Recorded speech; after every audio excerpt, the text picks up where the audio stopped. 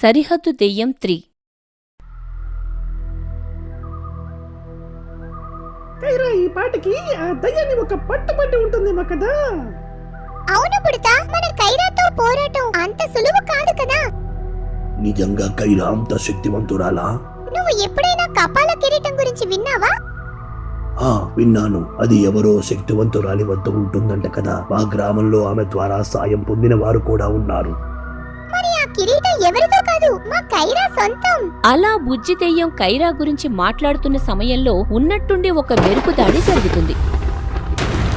దాంతో బుడత అప్రమత్తం అయ్యేసరికి గాల్లో మాంత్రికురాలు రావటం గమనిస్తారు. ఆ తరువాత మాంత్రికురాలు వారి మీద పదే పదే దాడి చేస్తుంది. ఇంతలో కాశీ ఆత్మ భయంతో అక్కడి నుండి తప్పించుకోబోతుంటే మాంత్రికురాలికి తోడుగా వచ్చిన రాకాసి జీవి అడ్డుకుంటుంది.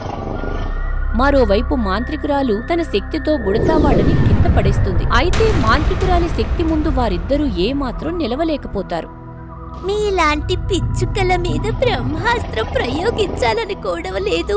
ఆ మాయల మారి కైరాతో చెప్పండి, నన్ను నా కొడుకును అడ్డుకోవడం కష్టం.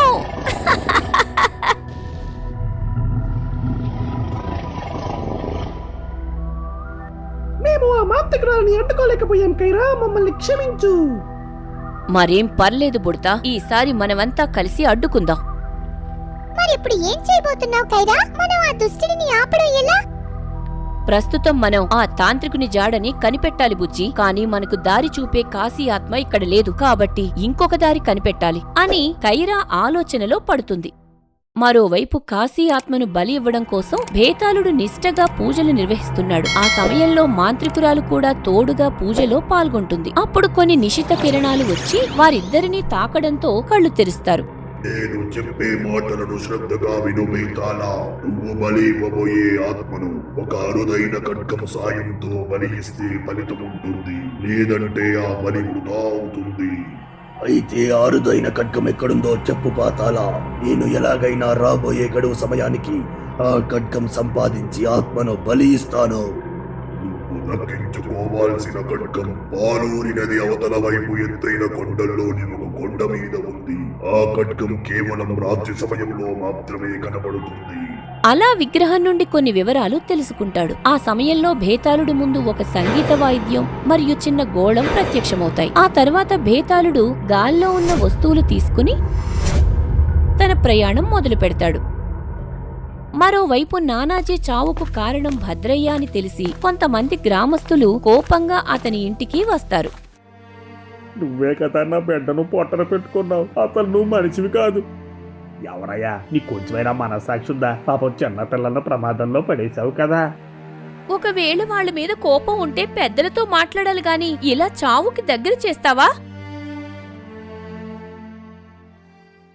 ఇక మీ శ్రీరంగనీతులు ఆపుతారా? నేను పంచాయతీలో అందరి ముందు నా ఆవేదన బయట పెడితే ఎవరో పట్టించుకోలేదు. ఇప్పుడు అందరూ కట్టకట్టుకొని వచ్చేసారా? అది కాదు భద్రయ్య, నువ్వు తెలిసి అలా ఎలా చేస్తావు చెప్పు. మీకు గాని అంత బాధ్యత ఉంటే వెళ్ళి ఆ సరిహద్దు దయ్యాన్ని తరిమేయండి. అది బానేసి నా దగ్గరకు వచ్చి సోది చెప్తున్నారు అని భద్రయ్య కోపంగా అక్కడి నుండి వెళ్లిపోతాడు. మరోవైపు భేతాళుడు ప్రయాణించుకుని పాలూరి నది ప్రాంతానికి చేరుకుంటాడు. ఆ సమయంలో నది పరిసరాల వద్ద కొన్ని అస్థిపంజరాలు అనేవి కనిపిస్తాయి. అప్పుడు భేతాళుడు తన మనస్సులో ఏవో మంత్రాలు చదవగా అతడు మెల్లిగా గాల్లోకి లేస్తాడు. ఆ తర్వాత నది మీద నుండి ప్రయాణిస్తున్నప్పుడు నదిలో ఏదో అలజడి అనేది రావటం జరుగుతుంది. ఆ క్షణం ఒక జలరాక్షసి బయటకు వచ్చి భేతాళుడిని వెనక్కి తోసేస్తుంది.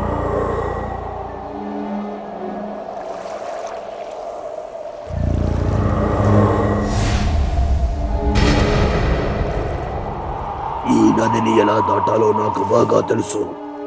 ఆ సమయంలో భేతాళుడు ఒక సంగీత వాయిద్యం బయటకు తీసి అక్కడున్న నది నీటిలో ముంచుతాడు. అప్పుడు వాయిద్యం నుండి వింతైన సంగీతం రావడం జరుగుతుంది. దాంతో జలరాక్షసి ఆ సంగీతం విని మైమర్చిపోతుంది. ఈ క్రమంలో భేతాళుడు మెల్లిగా నది దాటే ప్రయత్నం చేస్తాడు. అలా సంగీత వాయిద్యం సాయంతో పాలూరి నదిని దాటి ముందుకి కదులుతాడు. మరోవైపు కైరా వాళ్లు కపాల మాంత్రికుని కలిసి విషయమంతా చెబుతారు. నువ్వు ఆ తాంత్రికుని కనిపెట్టాలంటే కాశీ ఘటాన్ని అంజనంలో చూడగలిగితే తాంత్రికుని జాడ ఎక్కడుందో తెలుస్తుంది. మరిప్పుడు కాశీ ఆత్మ లేకుండా తన గతాన్ని అంజనంలో తెలుసుకోవడం ఎలా మాంత్రిక? నువ్వు చెప్పిన దాన్ని బట్టి చూస్తే దయ్యం బందీగా ఉన్న చోటులోనే కాశీ చనిపోయాడు కాబట్టి అతని పుర్రె అనేది ఖచ్చితంగా ఆ చోటులో దొరుకుతుంది. నువ్వు గానీ ఆ పుర్రెను సంపాదిస్తే నీ పని సులువవుతుంది ఖైరా. వామ్మో, ఇప్పుడు ఆ చోటుకి వెళ్ళి పురిను తీసుకురావాలా మాంత్రిక? ఈ సమస్యకు ముగింపు దొరకాలంటే అది తప్ప వేరే దారి లేదు బుడతా. అలా కపాల మాంత్రికుని వద్ద నుండి ముఖ్యమైన విషయాలు తెలుసుకున్న తర్వాత దెయ్యం ఉన్న చోటుకి వెళ్లి పుర్రెను కనిపెట్టి ఎవరు తీసుకొస్తారా అని మాట్లాడుకుంటారు. ఆ సమయంలో కైరాకు ఒక ఆలోచన తట్టి బుడతా వాళ్లతో మాట్లాడుతుంది. కైరా, ఒకవేళ పొరపాటున మేము గాని ఆ చోటులో దొరికిపోతే ఆ దెయ్యం మమ్మల్ని విడిచిపెట్టదు. మీరు ఇది సాధించగలరు బుజ్జి, నాకు మీ మీద పూర్తి నమ్మకం ఉంది. అదేంటో మా మీద మాకు తప్ప అందరికీ నమ్మకం ఉంటుంది. సరే కైరా, మా తంటాలు మేము పడతాం, పద బుజ్జి అని చెప్పి వారిద్దరూ అక్కడి నుండి బయలుదేరతారు. అలా ప్రయాణించుకుని గ్రామం చేరువలో ఉన్నప్పుడు భద్రయ్య గాల్లో వెళ్తున్న 2 దెయ్యాలను చూసి ఆశ్చర్యపోతాడు. ఆ తర్వాత ఇద్దరూ ఒక చోటులో ఆగి మాయా ద్రావణం అనేది తాగుతారు.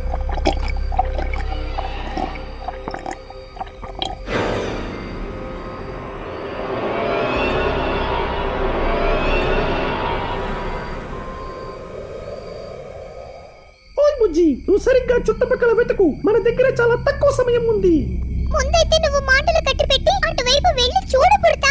అలా 2 దెయ్యాలు చెరోవైపు పుర్రె కోసం వెతుకుతున్నాయి. అప్పుడు బుడత దెయ్యానికి కొన్ని పశువుల పుర్రెలు కనిపిస్తాయి. మరోవైపు బుజ్జి దెయ్యం చుట్టుపక్కల వెతుకుతున్న సమయంలో దెయ్యం చేతిలో పుర్రె అనేది కనపడుతుంది. దాంతో పుర్రెని ఎలా దక్కించుకోవాలా అని ఆలోచిస్తుంది. ఆ తర్వాత ఒక శబ్దం చేయడం వల్ల బుడత అక్కడికి వస్తుంది. మనకు కావలసిన పుర్రె అదిగో ఆ దెయ్యం చేతిలో ఉంది బుడతా. ఇప్పుడు మనం ఏం చేద్దాం? అలాగైతే నేను వెళ్ళి ఆ దయ్యం దృష్టి మళ్ళిస్తాను. నువ్వు సరైన సమయం చూసుకుని పుర్రెను అందుకో బుజ్జి. సరే బుడతా, నువ్వు జాగ్రత్త.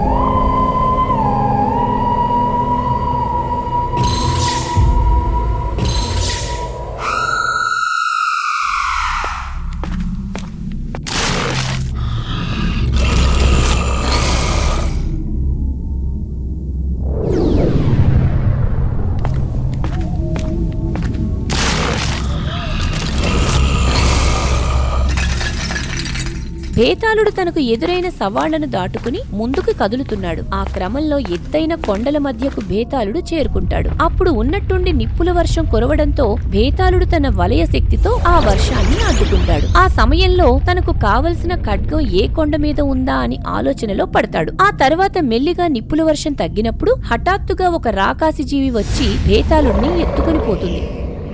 అలా ఎత్తుకుని పోయిన భేతాళుడిని ఒక కొండ అంచు మీద విడిచిపెట్టి వెళ్లిపోతుంది. ఆ చోటులో నా సమయం వృధా అయిపోతుంది. నేను వెంటనే ఆ ఖడ్గం ఏ కొండ మీద ఉందో కనిపెట్టాలి అని భేతాళుడు తన వద్ద గోళం తీసినప్పుడు అది మెరవడం మొదలవుతుంది. ఆ తర్వాత గోళాన్ని వెంబడిస్తూ ముందుకు కదులుతాడు. మరోవైపు బుడతా వాళ్లు కాశీపుర్రెను తీసుకొచ్చి కైరాకు అందిస్తారు. ఆ సమయంలో కైరా ఒక ముగ్గు సిద్ధం చేసి గాల్లో ఒక దర్పం పెట్టుకుని కాశీపుర్రెను ముగ్గు మధ్యలో పెడుతుంది. రుకనార పరక్రియ పరరుకనార క్రియ, రుకనార పరక్రియ పరరుకనార క్రియ.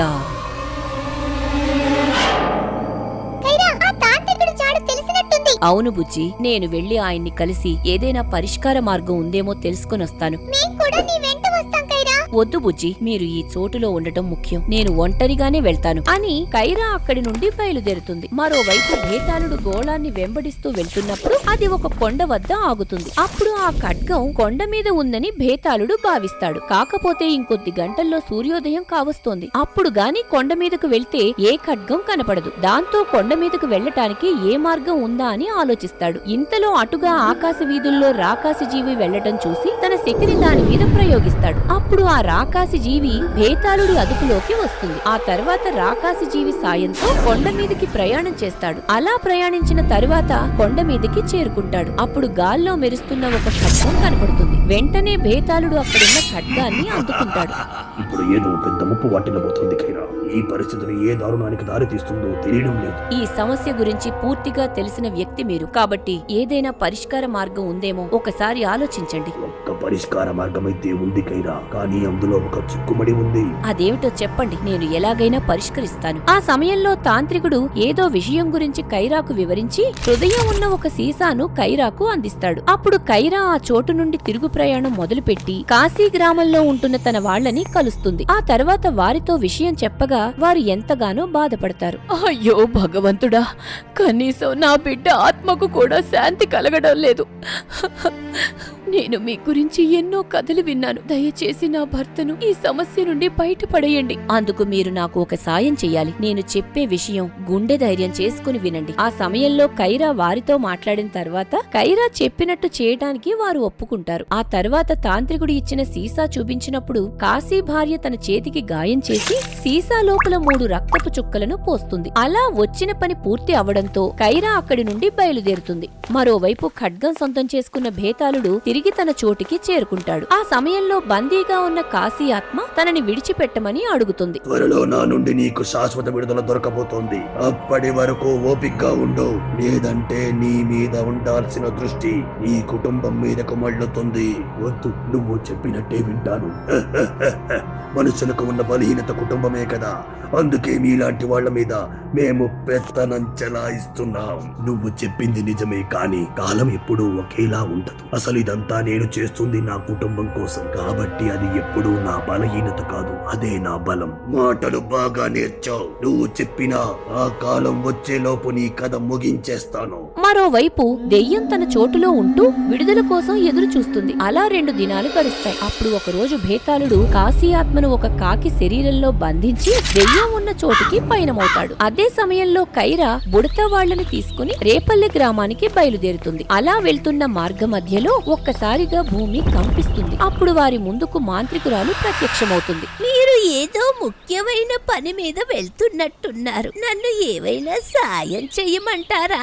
అయ్యో, తప్పకుండా సాయం కావాలి. ముందు నీ శక్తితో ఆ తోసి పళ్ళు బాగు చేయించుకో. అసలు చూడలేకపోతున్నాం.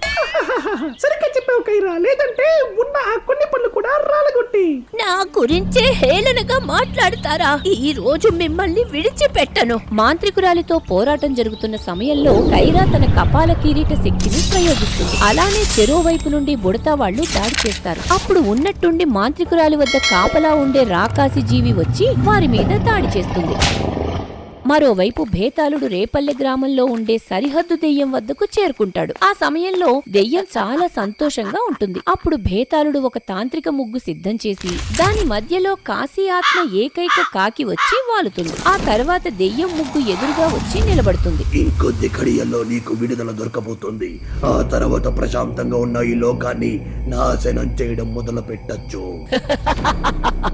ఈ రోజు కోసమే నేను ఎదురు చూస్తున్నాను. ఇప్పుడు నన్ను ఎలా విడుదల చేయబోతున్నావు? నువ్వు ఈ చోటులో ఉండడానికి కారణమైన కాశీ ఆత్మను మాకోరి దుష్ట ఘడియల్లో బలి ఇస్తాను. తద్వారా నువ్వు ఈ చోటు నుండి బయటపడగలవు. భేతాళుడు మంత్రాలు చదవటం మొదలు పెడతాడు. అలా మంత్రాలు చదివే సమయంలో ముగ్గు మధ్యలో ఉన్న కాకి మీదకు కొన్ని శక్తులు వచ్చి కలుస్తాయి. ఆ తర్వాత కాకి బూడిదైపోయి కాశీ ఆత్మ బయటకు విడుదలవుతుంది. అప్పుడు భేతాళుడు సాధించిన కత్తితో బలి ఇవ్వడానికి సిద్ధంగా ఉన్న సమయంలో ఏదో శక్తి వచ్చి తాకడం వల్ల కత్తి వెళ్లి దూరంగా పడుతుంది. మా అమ్మను ఓడించి మీరు ఎలా ఈ చోటుకు రాగలిగారు? అయ్యో పాతాల బేతాల, పాపం మీ అమ్మ ఇంకో మాతో ఆ చోటులో పోరాటం చేస్తుంది. ఆ మాటలు భేతాళుడికి ఆశ్చర్యంగా అనిపిస్తుంది. అప్పుడు కైరా తన శక్తితో గాల్లో కొన్ని దృశ్యాలు చూపిస్తుంది. ఆ దృశ్యాల్లో దుష్ట మాంత్రికురాలు కైరా వాళ్లతో పోరాటం చేస్తుంది. అదంతా చూసి భేతాళుడికి అయోమయంగా అనిపిస్తుంది. అసలు ఇందులో ఏది నిజమని తికమక పడతాడు. అక్కడ మీ అమ్మ మా ప్రతిబింబాలతో పోరాడుతోంది. ఇక మాటలతో సమయాన్ని వృధా చేయడం అనవసరం. ముందు వాళ్ల పని పట్టి ఆ తర్వాత ఈ చోటు నుండి విడుదలవుతాను. పని పడతావో పానిపట్టు యుద్ధం చేస్తావో చూసుకుందారా.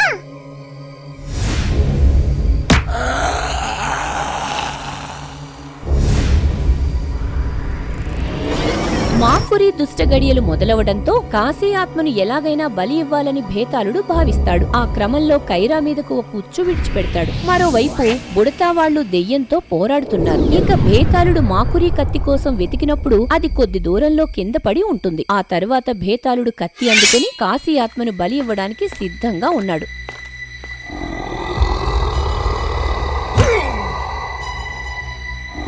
సరైన సమయానికొచ్చావు. నువ్వు వెళ్ళి ఆ భేతాళుడి సంగతి చూడు. నేను మిగిలిన పని పూర్తి చేస్తాను. నువ్వేం దిగులు పడకు కాశీ. ప్రస్తుతం ఈ సమస్యకు ఒక పరిష్కార మార్గంతో వచ్చాను. మీరు ఏం చేసినా పర్లేదు, నాకు ఈ బాధ నుండి విముక్తి కావాలి. ఈ కార్యం తర్వాత నువ్వు పూర్తిగా ఈ లోకం నుండి వెళ్లిపోతావు కాశీ. అలానే నీ ఆనవాలు ఏవీ ఈ లోకంలో ఉండవు. నా కుటుంబం క్షేమంగా ఉంటుందని మాటిస్తే చాలు. నా గురించి నాకు ఏ దిగులు లేదు. మీ వాళ్ల భవిష్యత్తుకి నాది భరోసా. ఆ సమయంలో తాంత్రికుడు ఇచ్చిన సీసాను దెయ్యానికి అందిస్తుంది. అప్పుడు కైరా ఒక మంత్రం జపించగా కాశీ ఆత్మ ఉన్నట్టుండి ఆ హృదయంలోకి ప్రవేశిస్తుంది. ఆ తర్వాత సీసా పగిలి హృదయం బయటికి వచ్చి బుజ్జి వాళ్లతో పోరాడుతున్న దెయ్యంతో కలుస్తుంది. నన్ను ఏం చేశావు మాయల మారి? ఇంకా సేపట్లో నువ్వు ముక్కలైపోతావు. అప్పుడు నీకు పూర్తిగా విముక్తి దొరుకుతుంది. పాపం మీ అమ్మ అక్కడ ఇంకా పోరాటం చేస్తున్నట్టుంది. నువ్వు బయలుదేరు. అసలు నువ్వు ఏం చేశావు? ప్రస్తుతం కాశీ ఆత్మ కలిసిన గుండె దెయ్యంతో ఏకమైంది. సరిగ్గా ఇంకొద్ది క్షణాల్లో ఆ గుండెతో పాటు దెయ్యం కూడా అంతమైపోతుంది. కైరా చెప్పిన విధంగా తాంత్రికుడు ఇచ్చిన హృదయంతో పాటు దెయ్యం పూర్తిగా నాశనమైపోతుంది. దాంతో భేతాళుడు ఓటమి భారంతో అక్కడి నుండి మాయమైపోతాడు. ఆ తర్వాత కైరా వాళ్లు ప్రతిబింబమణులను తీసుకుని ఒక మంత్రం చదవగా మాంత్రికురాలు వద్ద పోరాడుతున్న ప్రతిబింబాలు మాయమైపోతాయి. నాతో పోరాడలేక పారిపోయినట్టున్నారు. ఈ పాటికి నా బిడ్డ అనుకున్నది సాధించి ఉంటాడు. మీరు చాలా అద్భుతంగా పోరాడారు కైరా. లేదంటే ఈ లోక వినాశనం మొదలయ్యేది. ఇదంతా మన బాధ్యత కదా అధీరా. నాకు కూడా ఈ విషయంలో సంతోషంగా ఉంది. అలానే మీరు ఇచ్చిన ప్రతిబింబ మణులు బాగా ఉపయోగపడ్డాయి. అవును గురూజీ, వాటి సాయంతోనే మాంత్రికురాలి సమయాన్ని వృధా చేశాం. ఈ విధంగా సరిహద్దు దెయ్యం కథ ముగిసిపోయింది. కానీ పాతాళ భేతాళుడిని తక్కువ అంచనా వేయటానికి వీల్లేదు. మళ్ళీ ఏదో రకంగా వాళ్ళని ఎదుర్కోవడానికి తప్పక తిరిగొస్తాడు. భేతాళ, నువ్వు విడిపించిన ఆ దుష్ట ఆత్మ ఎక్కడుంది? మనం మళ్ళీ ఓడిపోయామమ్మా. ఆ కైరా వాళ్ళ ఆఖరి క్షణంలో నన్ను అడ్డుకున్నారు. నిజానికి నువ్వు పోరాడింది నిజమైన వాళ్లతో కాదు, అదంతా వారి పథకం. నువ్వేం నిరాశపడకు భేతాళ. అన్నిటికీ కాలమే సమాధానం ఇస్తుంది.